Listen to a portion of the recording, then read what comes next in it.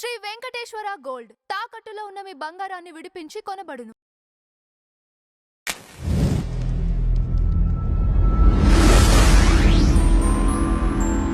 నమస్కారం లలిత్ కుమార్ గారు. నమస్కారం అండి. అంటే లలిత్ గారు, ఇక్కడ ప్రధానంగా ఇప్పుడు మీకు ఒక పాస్టర్ గనక హిందుత్వానికి సంబంధించిన కౌంటర్ వేస్తే మీకు అర్థమైపోయింది. అవును. సో పాస్టర్ లేకపోతే ఒక క్రిస్టియన్, వీళ్ళు క్రిస్టియన్ అనేది ఎక్కడ వాడట్లేదు, కానీ హిందుత్వానికి సంబంధించిన భావజాలను వ్యతిరేకిస్తూ ఉన్నారు. సో ఇట్లాంటి వాటి వచ్చినప్పుడు వీళ్ళు మరి అంటే న్యూట్రల్ అనుకోవచ్చా, లేకపోతే ఎలా వీళ్ళని చూడవచ్చు?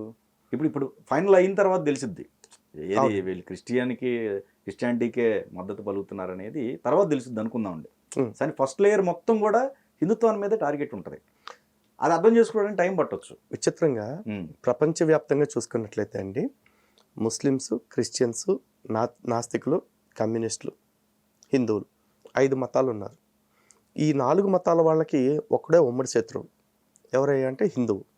కారణం ఏంటంటే ఇజ్రాయెల్ అనే ఒక చిన్న దేశంలో పుట్టిన క్రిస్టియానిటీ అనే ఒక మతం ఈరోజు 150 పైచీలకు దేశాలను ఆక్రమించేసింది. కానీ 2000 సంవత్సరాల నుంచి భారతదేశంలో ఇప్పటికీ కూడా ఇంకా మత ప్రచారం చేసుకుంటూ మైనారిటీ అనే స్టేటస్ తోటే ముక్కుతూ మూలుగుతూ ఉంది క్రిస్టియానిటీ. సౌదీ అరేబియా అనే ఒక చిన్న ప్రాంతంలో ఒక ఎడారి దేశంలో పుట్టిన ఇస్లాం అనే మతం 50 పైచీలకు దేశాలు, ఇంకా సుమారు చెప్పాలంటే 60 దగ్గర దేశాలను ఆక్రమించుకుంది. ఓకే. కానీ వాళ్ళు దాదాపు 1000 సంవత్సరాల పైనుంచి కష్టపడుతున్నా సరే భారతదేశాన్ని ఆక్రమించలేకపోయారు. సో వీటన్నిటికీ ప్రధానమైన అడ్డంకి ఏంటి? భారతదేశంలో భారతీయుల్లో డీప్ రూటెడ్గా ఉండిపోయిన సనాతన ధర్మం. కానీ ఇక్కడ సో సనాతన ధర్మాన్ని అటాక్ చేయాలి. అటాక్ చేసే క్రమంలో ఇక్కడ క్రిస్టియన్స్ సువార్త ప్రచారం చేస్తున్నారు, ముస్లింలు దావా ప్రచారం చేస్తున్నారు. వీళ్ళు భగవంతుడి గురించి ఎంత చెప్పినా కూడా హిందువులు ఏముందలేండి ఎవరి దేవుడు వాళ్ళు అని సరిపెట్టేస్తారు. కారణం ఏంటంటే హిందువులకు మొదటి నుంచి కూడా సహనాన్ని నేర్పుతుంది సనాతన ధర్మం. హిందువులకు మొదటి నుంచి తమ విశ్వాసాల పట్ల అపారమైన దృఢమైన నమ్మకాన్ని నిలబెడుతుంది సనాతన ధర్మం. సో వీళ్ళు తెలివిగా ఏం చేశారు? ఆ నమ్మకాన్ని చీల్చాలి. ఫస్ట్ ఆ నమ్మకాన్ని పడగొట్టాలి. అది పడగొట్టిన తర్వాత అప్పుడు యేసు వైపు అల్లా వైపు లాగొచ్చు. అలా పడగొట్టాలంటే ఏం చేయాలి? హిందువుల్లో నుంచే కొంతమంది బ్యాచ్లను తయారు చేస్తారు. అందులో నాస్తికులు అంటారు, కమ్యూనిస్టులు అంటారు, హేతువాదులు అంటారు, అగ్నేయవాదులు అంటారు, సత్యాన్వేషులు అంటారు. ఇలా రకరకాల ముసుగులు వేసుకొస్తారు. ఇది కాకుండా ఈ మధ్య కొత్త బ్యాచ్ హిందూ స్వామీజీలాగా వస్తారు. వాళ్ళు గుండు కొట్టించుకుంటారు, ఇంత బాణ పొట్టలు వేసుకుంటారు పందుల్లాగా. ఇంకొంతమంది ఉంటారు భగవద్గీతలని రకరకాల పేర్లతో వస్తారు. యథార్థ గీతని, త్రైత గీతని, తొక్కలో గీతని, తొట్ట గీతని తీసుకుని వస్తారు.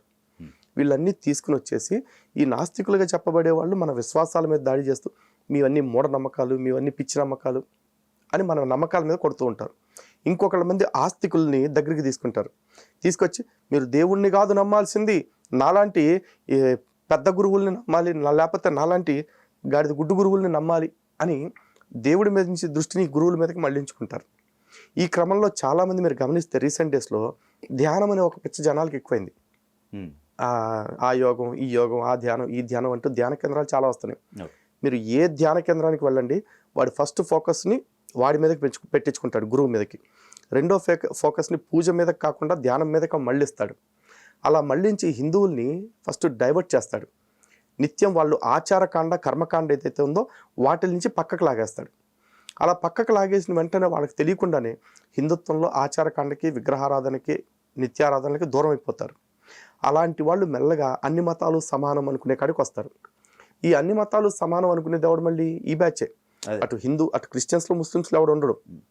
సో అలా మెల్లగా వెళ్ళని ఆ మతాల వైపు సానుభూతి పరులుగా మారుస్తూ ఉంటారు. సో ఇన్ని రకాల కుట్రలు హిందుత్వం మీద జరుగుతూ ఉన్నాయి.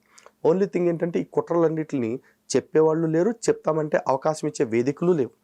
లక్కీగా డివోషనల్ ట్రీ ఛానల్ లాంటి వాళ్ళు మీరు కొంచెం రెస్పాన్సిబుల్గా మీరు చెప్పేది వింటున్నారు తప్ప కొన్ని ఛానల్స్లో అయితే ఈ టాపిక్ చెప్తుంటే డైవర్ట్ చేసేసే వాళ్ళు కూడా ఉన్నారు. ఓకే, పూర్తిగా కూడా వినరు.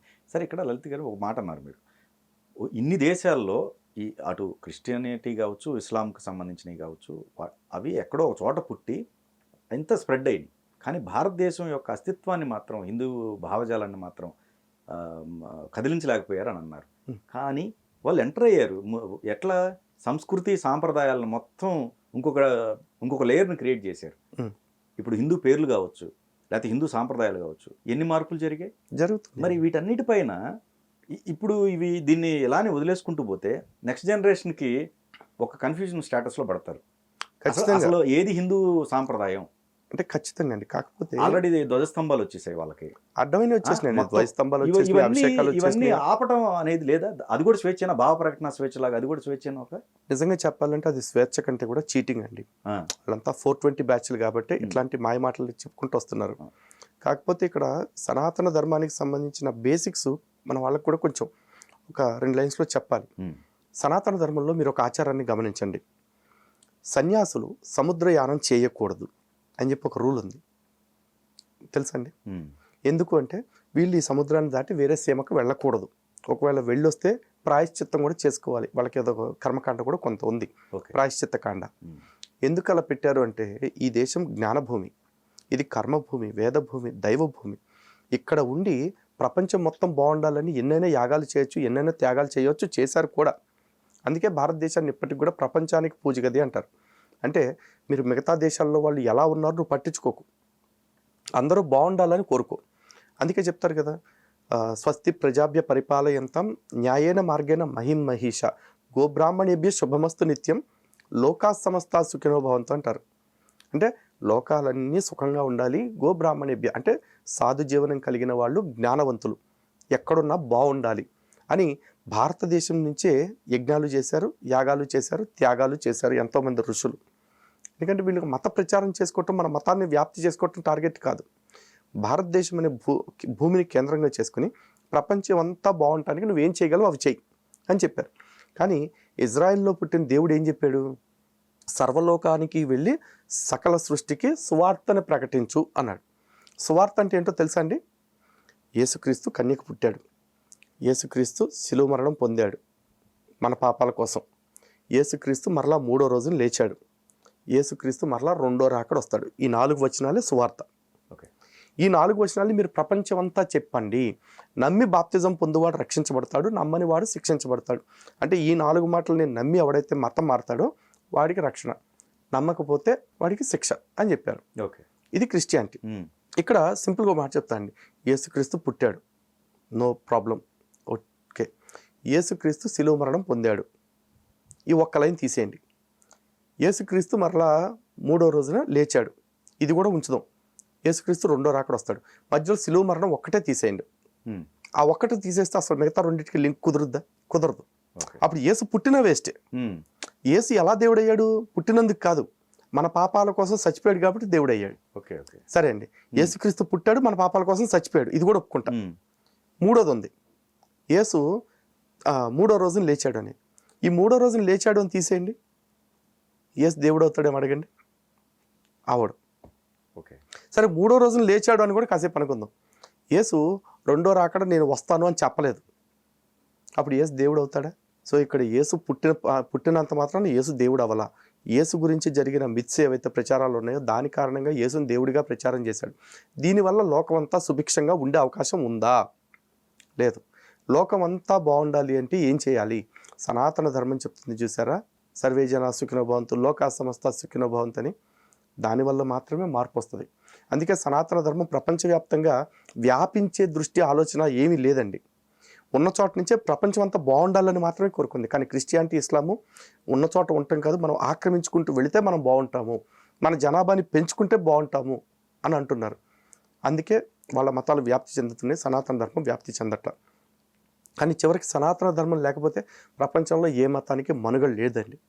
ఈరోజు క్రిస్టియానిటీ ఉంది, మళ్ళీ చర్చిల ముందు ధ్వజస్తంభాలకు వచ్చారుగా, యేసుక్రీస్తుకి అభిషేకాలు అష్టోత్తరాలు చేసుకుంటున్నారుగా. చివరికి పొద్దున ఒక వీడియో చూసా, ఆడెవడో పాస్టర్ గడు కూర్చొని ఒక పెళ్లి కొడుకు తోడి పెళ్లి కొడుకుకి పసుపు పోస్తా ఉన్నాడు. మొన్న సంక్రాంతికి చూసుకుంటే తమిళనాడులో ఎగ్జాక్ట్లీ, సారీ అడ్డొస్తున్నాం కదా, మరి వాటన్నిటిని ఎందుకు అడ్డుకోవట్లే హిందూ సంఘం? అడ్డుకోవాలి అంటే ఈ దేశంలో మేము చెప్తున్నాం అండి, వీళ్ళు చేస్తున్న మోసాల గురించి మేము ఎక్స్పోజ్ చేస్తున్నాం. కానీ వెళ్తేనే తప్ప సీరియస్ టోన్ వెళ్ళాలి అంటే దీని మీద నిజంగా రావాలి అంటే పెద్ద పెద్ద పీఠాధిపతులు, ప్రవచనకర్తలు వాళ్ళు బయటకు వచ్చి మాట్లాడాలండి. అంకితం అయిపోతున్నారు అనుకున్నాం, అంతే అవుతున్నారు. ప్రవచనాలకి అంకితం అయిపోతే ఇంక జరుగుతాయి. హిందూ సమాజం కూడా ఒక మూర్ఖత్వంలో నుంచి బయటికి రావాలి. ఎందుకంటే ఈరోజు మాలాంటి వాళ్ళు గనక ఎవరన్నా ప్రవచనకర్తల్ని అయ్యా మీరు ధర్మం చెప్పండి అని క్వశ్చన్ చేస్తే నువ్వు ప్రవచనకర్తల్ని అనే అంత తోడివా అని మమ్మల్ని క్వశ్చన్ చేస్తున్నారు. మేము ప్రవచనకర్తలు ఎందుకు క్వశ్చన్ చేస్తాం? ఫస్ట్ మాకేమైనా ఆస్తులు కావాలా వాళ్ళే, లేకపోతే వాళ్ళ దగ్గర నుంచి మాకేమైనా సందాలు రావాలా? అక్కర్లేదు, అంతే కదా. వాళ్ళు మారాలి. ఉమ్. శంకల్లో పోస్తే తీర్థం అన్నట్టు గ్రంథాలు చదివిన వాడు చెప్తే ఇంకాస్త ప్రామాణికత ఉంటుంది. కాబట్టి బయటకు వచ్చి చెప్పండి, వీళ్ళు చేస్తున్న ఎడ్డి పనుల్ని ఖండించండి. సనాతన ధర్మంలోకి ఏవైతే చెడు దీన్ని ఏమంటారు కల్ట్స్ వస్తున్నాయో వాటిని ఖండించండి. ఖండించడం కాదు, చట్టపరమైన చర్యలు ఉండవా వీళ్ళకి? చట్టపరంగా చర్యలు అనేవి నిలబడే అవకాశం లేదండి. వాడు ఏమంటాడు, ఉమ్. మాకు కూడా నచ్చింది చేసుకుంటున్నాం అంటాడు. అది వేరండి. నచ్చడం అంటే నచ్చితే ఏది పడితే అది చేయటం కాదుగా. 100% కాదు. మీ అస్తిత్వాన్ని దెబ్బ కొట్టే హక్కు నాకు లేదుగా. 100% కాదండి. దాని మీద ఎందుకు ఫైట్ చేయలేకపోతున్నారు? ఇప్పుడు ఇది హిందూ ఎటుకి సెక్యులర్ కంట్రీ, ఇది హిందూ రాజ్యం కాదనేది ఆల్రెడీ అందరూ చెప్పుకుంటున్నారు. అట్లీస్ట్ ఆ హిందూ భావజాలన్న బ్రతికించుకోవచ్చుగా మీరు. ఇప్పుడు మీరు అన్న సలహా నేను తీసుకుంటా అండి, తప్పకుండా లీగల్ గా నా వంతు ప్రయత్నం నేను చేస్తాను. డిస్కషన్ వచ్చింది కాబట్టి డెఫినెట్ గా నేను ఈ క్వశ్చన్ తీసుకుంటాను, ఈ సజెషన్ తీసుకుంటాను, తీసుకుని దీని మీద లీగల్ గా వెళ్ళడానికి ప్రయత్నం చేస్తానండి. కాకపోతే నాకైతే నమ్మకం లేదు. కారణం ఏంటి అంటే, ఇప్పుడు ఫస్ట్ ఆఫ్ ఆల్ దాన్ని ధ్వజస్తంభం అంటే, ఇది ధ్వజస్తంభం కాదు, మేమేదో పెట్టుకున్నాం మాకు చర్చికి ముందు అంటాడు.